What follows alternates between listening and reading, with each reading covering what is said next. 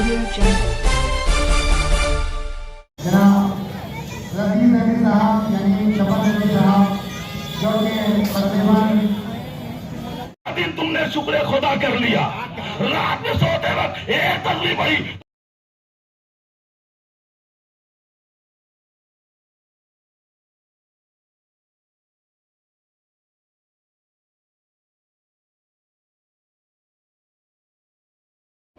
इस वक्त मैं मौजूद हूँ कस्बा खीरी में। कस्बा खीरी में मुहर्रम के शुरू होते ही यहाँ पर नस्र नियाज़ का, मजलिसों का और ताज़ियेदारी आज़ादारी का एक सिलसिला न ख़त्म होने वाला सिलसिला शुरू हो जाता है।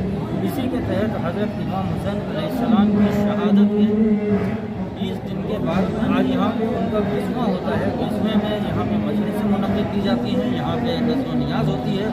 और इसके साथ ही मैं आपको बताऊँ, मैं इस वक्त खड़ा हूँ शाही इमाम बाड़े पे और यहाँ पे एक बहुत पुराना तकरीबन 50-60 साल से एक यहाँ पे आग के मातम का सिलसिला चला आ रहा है। और आज भी यहाँ पे मैं आपको दिखाऊंगा, यहाँ पे आज भी एक आग के मातम और इसके बाद चोरियों का जो मातम होता है उससे इन लोग ये बताना चाहते हैं कि काश मैं भी उस वक्त होता तो इमाम हुसैन अलैहिस्सलाम के साथ में मैं अपने आप को नज़र कर देता, अपने आप को इस्लाम के लिए, दीन इस्लाम के लिए अपने आप को कुर्बान कर देता। इस वक्त मेरे साथ यहाँ पे कुछ लोग हैं, आइए हम उनसे बात करते हैं और उनसे जानेंगे आज के मातम के बारे में और मुहर्रम के बारे में और इस बिस्मे के बारे में। ये सब क्या नाम है आपका? ज़हीनत, जैसा कि आप जानते हैं ये इमाम बारगाह आका अस्कर अली सदियों से जो कि प्रोग्राम को मुसलसल अंजुमन गुलामान हुसैन इस प्रोग्राम को अंजाम देती चली आ रही है। और यहाँ पे अभी कुछ देर बाद एक अलम बरामद होगा, गहवारा बरामद होगा, जो कि हमारे सदर तफसीर हुसैन जैदी साहब के घर से बरामद होगा।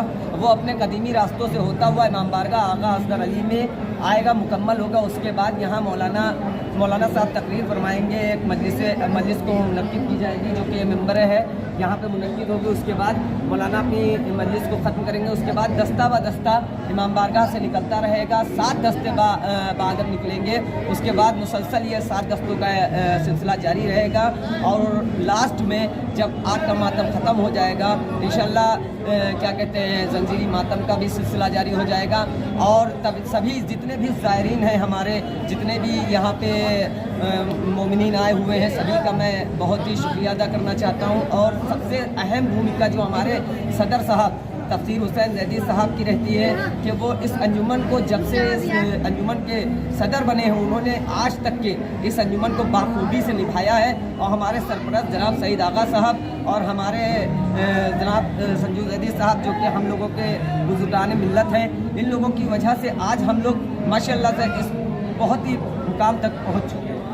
तो जैसा कि भाई ने बताया कि यहाँ पे ये सिलसिला काफ़ी कदीम है, काफ़ी पुराना है। मैं देख सकता हूँ यहाँ पे हज़ारों का हुजूम है, एक जबरदस्त है। और यहाँ पे पुलिस प्रशासन का भी बंदोबस्त किया हुआ है जिससे कोई किसी तरह की कोई अपनी ये घटना न घट सके।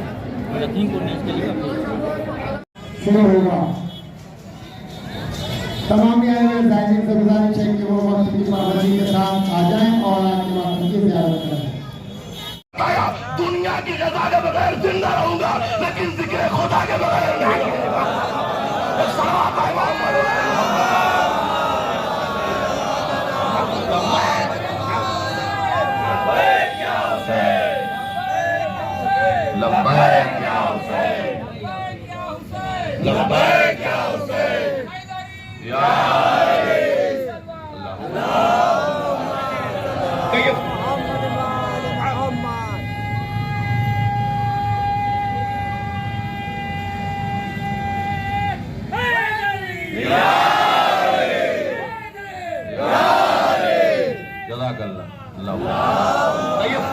लेकिन नो के नैज़ा पर कुरान पढ़ के बताया कि हम जिक्र खुदा से अलग नहीं हो सकते। अब ये बताया बीबी आई तो तारीख ने लिखा, एक रवायत ये कनीज मांगने गए तो दिया। बीबी आई और आने के बाद एक धागा लिया, धागा में 100 गिरे लगाए और हमेशा इस धागे से तस्बीह पढ़ा करती, इसी धागे से, गौर करिए, इसी धागे से तस्बीह पढ़ा करती। लेकिन जब जनाबे हमदा शहीद हुए जंगे उहद जनाबे हमदा शहीद हुए तो बीबी जनाबे हमदा की कब्र पे आई और आने के बाद जनाबे हमजा की कब्र से मिट्टी लिया और 100 मिट्टी के दाने बनाए, जो पहली तस्बीह आलम वजूद में आई। ये पहली तस्बीह है जो दुनिया में वजूद में आई। बीवी पहले धागे से पढ़ती थी, जब रसूलुल्लाह ने बताया तो धागे में बना के पढ़ती। बाद में जनाबे हमजा शहीद हुए तो पहली तस्बीह धागे में मिट्टी के दाने बनाए, उसे धागा गिरो कर तस्बीह पढ़ने लगी।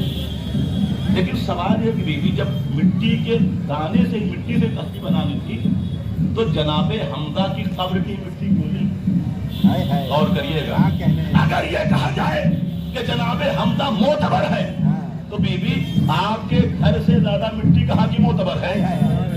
गौर करिए, आपके घर की मिट्टी सबसे ज्यादा मोतबर, तो अपने घर की मिट्टी से सब तस्बीह बना रहे। ये हमजा की कब्र से क्यों बनाया? आवाज की तारीख बहुत जल्दी उभर गई। जनाबे हमजा जब शहीद किए गए, कलेजा चाक किया गया, कलेजा चबाने के लिए निकाला गया। और करिएगा, जनाबे हमजा की लाश के साथ बेहुरमती की गई तो बीबी ने उनकी कब्र से मिट्टी लेकर तस्बीह बनाकर जनाबे हमजा को इज्जत दे दी। और करिएगा, जो नमाज के फौरन बाद तस्बीह पढ़ता है अल्लाह उसके तमाम गुनाहों को माफ कर देता है। गौर करिएगा, हम हाथ मिलाते हैं, मुसाफा करते हैं, जरूरी नहीं कि फौरन माफ कर दिया जाए। इसलिए करबला में नमाजी भी बहुत सारे थे। गौर करिएगा, सिर्फ नमाज पढ़ने से माफी नहीं हो जाती। करबला में रोजेदार भी बहुत सारे थे, जंग सिफीन में बहुत सारे नमाजी थे। अगर नमाज पढ़ने से सब माफ हो जाए तो करबला में इतनी यजीदी आए तो सिर्फ तबर्रा नहीं करना चाहिए। इतने सारे आए, सब नमाजी थे। यहाँ तक कि करबला में नमाज पढ़ा भी उन लोगों ने। और अभी माफ नहीं हुआ, कब माफ होगा? क्या जब तस्बीह पढ़ लोगे तो गौर करिएगा, अब आइंदा से ये रूल बना लीजिएगा, नमाज पढ़ने के बाद तस्बीह पढ़ने के बाद मुसाफा करो। अब जब मुसाफा करोगे तो एक पाक हाथ दूसरे पाक हाथ से मिलेगा।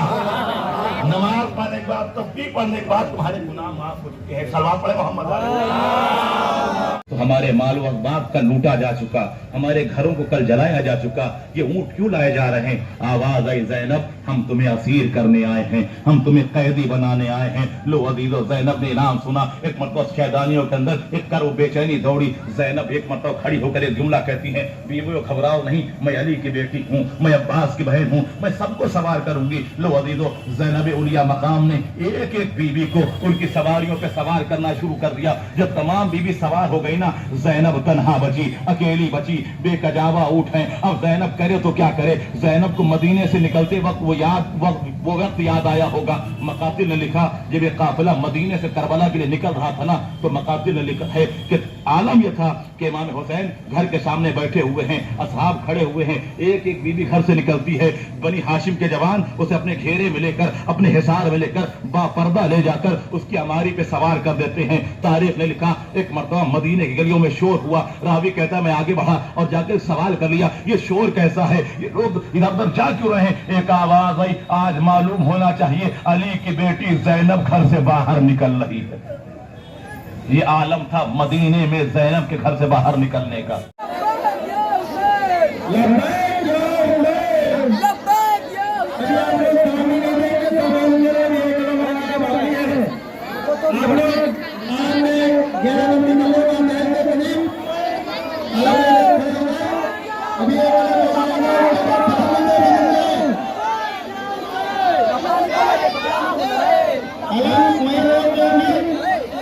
जनाब तफसीर सैयद साहब के खाने से बरामद होकर इसी मामला का आवाज लेवल में आएगा और उसके बाद आधा मातम शुरू होगा।